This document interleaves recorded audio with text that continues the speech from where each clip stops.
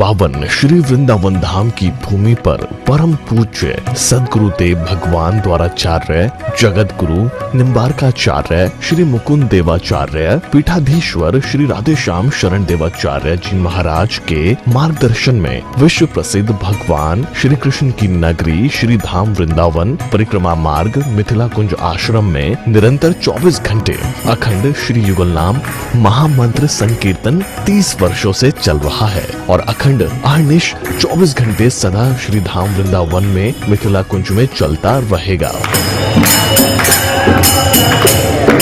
आज विश्व भर में अनेकों मंदिर हैं, किंतु भागवत का कोई मंदिर नहीं है।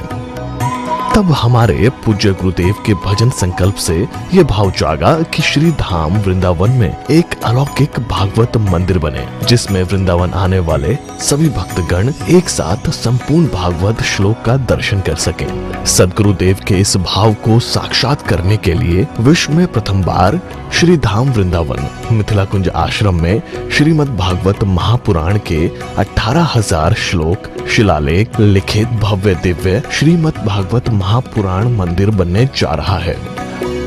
आप सब भी इस दिव्य भागवत मंदिर में अपना तन मन धन से सहयोग कर श्री धाम वृंदावन में अक्षय पुण्य प्राप्त करें।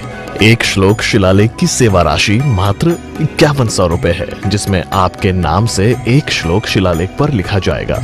इसी प्रकार से आप 2 श्लोक की दान राशि 11,000 रुपए, 5 श्लोक की दान राशि 25,000 रुपए, 11 श्लोक की दान राशि 51,000 रुपए और 21 श्लोक की राशि है 1,01,000 रुपए देकर अनंत पुण्य के भागी बन सकते हैं। कहा गया है कलयुग केवल नाम आधारा। हम सब भी श्री धाम वृंदावन में अपने नाम से या अपने पूर्वजों के नाम से या घर में समस्त विघ्न बाधाओं को दूर करने के लिए श्री धाम वृंदावन में अखंड संकीर्तन कराने का अलौकिक पुण्य प्राप्त कर सकते हैं। साथ ही आपके द्वारा प्रदान किया गया सेवा राशि से हरि नाम संकीर्तन के साथ साथ संतों का भोजन एवं गौ माता के लिए गौग्रास समर्पित किया जाएगा।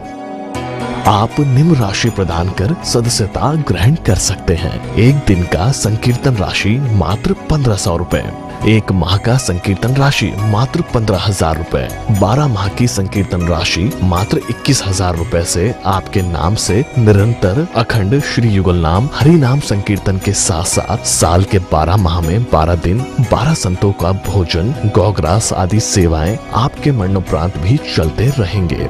अतः आप एक छोटा सा संकल्प लेकर हमसे जुड़ सकते हैं और श्री धाम वृंदावन मिथिला कुंज आश्रम में आप आजीवन सदस्य रहेंगे। आप वृंदावन में जब भी आएंगे तो आपके रहने की निशुल्क व्यवस्था रहेगी। Account number 155850501309। अकाउंट होल्डर नाम Mithila Kunj trust, RTGS, NEFT, IFSC code ICIC 00011017, branch Vrindavan. Mobile number 9410810861। UPI Mithila Kunj trust @ICICI। ये संस्था 80G के अंतर्गत कर मुक्त है, जिसके द्वारा आप अपने दान पर टैक्स की छूट प्राप्त कर सकते हैं। आपके दान राशि की रसीद आपको बाय पोस्ट संस्था द्वारा भेजी जाएगी। साथ में आपको संस्था का प्रमाण पत्र भी दिया जाएगा। आइए हम सब मिलकर इस दिव्य भागवत मंदिर में अपना तन मन धन से सहयोग कर श्री धाम वृंदावन में एक अलौकिक भागवत श्लोक मंदिर का निर्माण करें। अधिक जानकारी के लिए संपर्क करें और मिथिला कुंज आश्रम से जुड़ने के लिए फेसबुक, यूट्यूब और इंस्टाग्राम मिथिला कुंज ऑफिशियल पेज को फॉलो करें।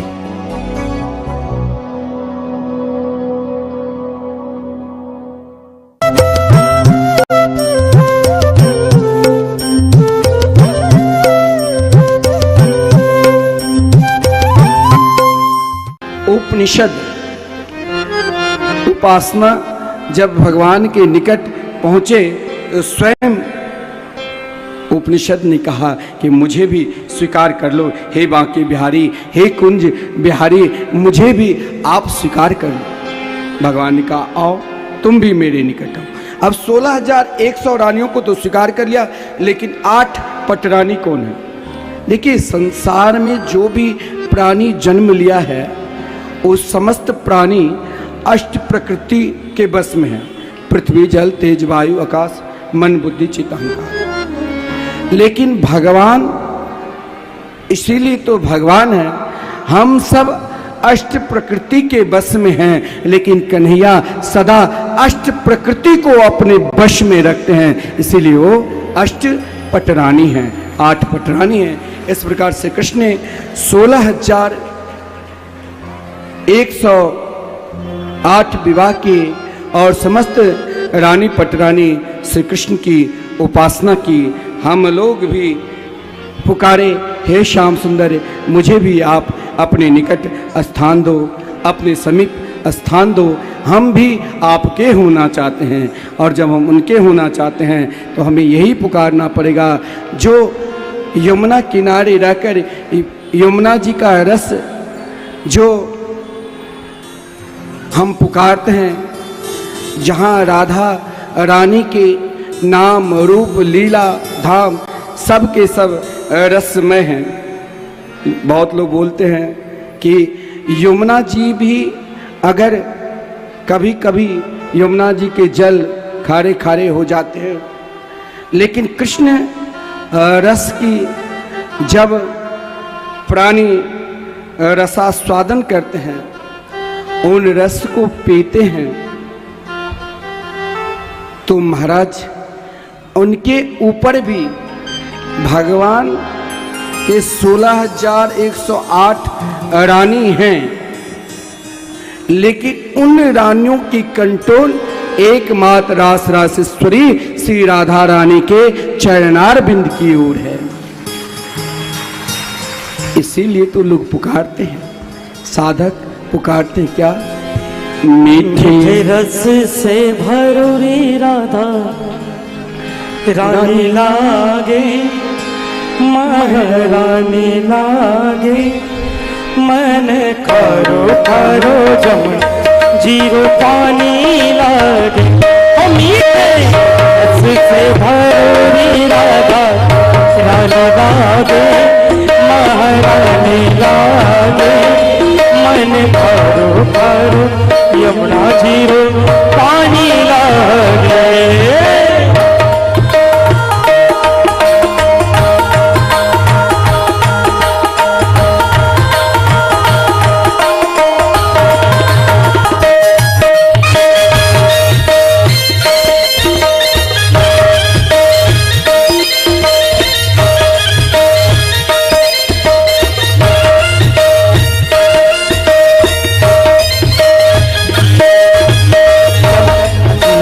कारी कारी राधा गोरी गोरी,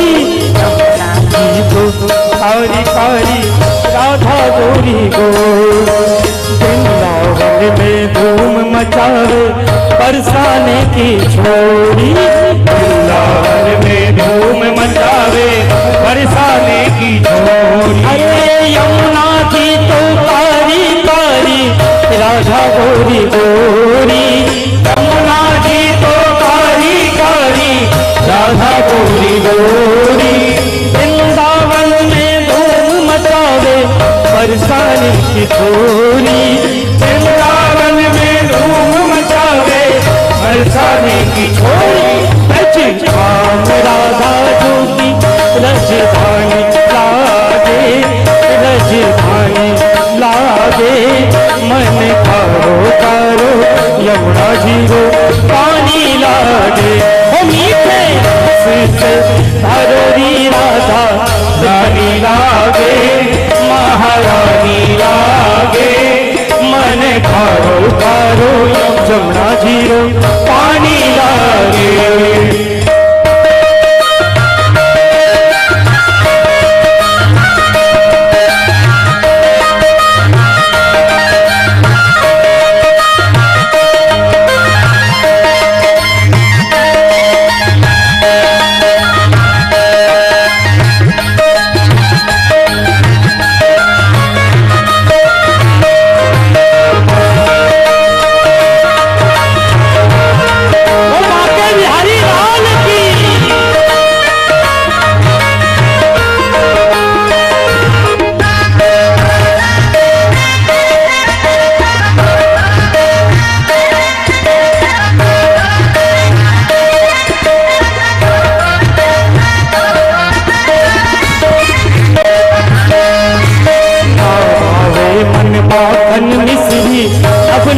कोई मिठाई, भावे मन माखन मिश्री अब ना कोई मिठाई। मारी जीवन यानी भावे राधा नाम मलाई, मारी जीवन यानी भावे राधा नाम मलाई। ना भावे मन माखन मिश्री अब न कोई मिठाई, मारे जीवरियाने भावे राधा राम मलाई। कृष्ण की किशोरी रजरानी लागे, गुड़ खानी लागे, मन कारो कारो यमुना जीरो पानी लागे। वो मीठे रस से भरोरी राधा रानी लागे, महारानी लागे, मन खारो खारो यमुना जीरो पानी लागे।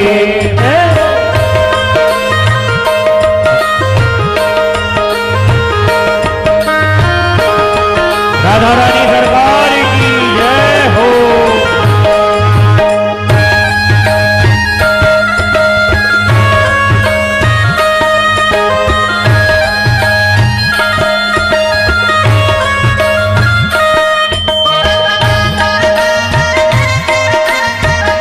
बोल बांके बिहारी लाल की जय हो। सभी स्थान से अपने झूमे।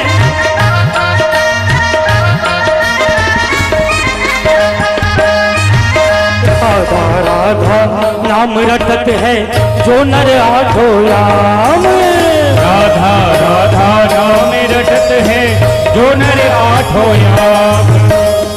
मैं गा रहा हूँ, आप लोग को शब्द समझ में आ रहा है?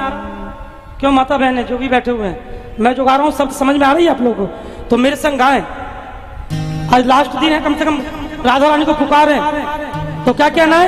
राधा राधा नाम रटत है तो नर आठो याम, राधा राधा नाम रटत है जो नर आठो याम।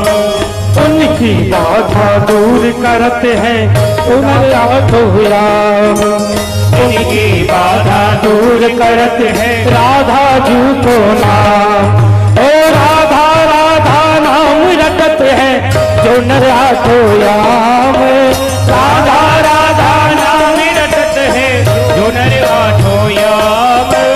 उनकी बाधा दूर करत है राधा जू को नाम, उनकी बाधा दूर करत है राधा जी को नाम। राधा नाम में सफल जिंदगानी लागे, जिंदगानी लागे, मन खारो यमुना जीरो पानी लागे। ओ मीठे रस से भरोरी राधा रानी लागे, महारानी लागे, मन खारो खारो यमुना जीरो पानी लागे। ओ मीठे रस से भरोरी राधा रानी महारानी लागे, मन खारो यमुना जीरो पानी लागे।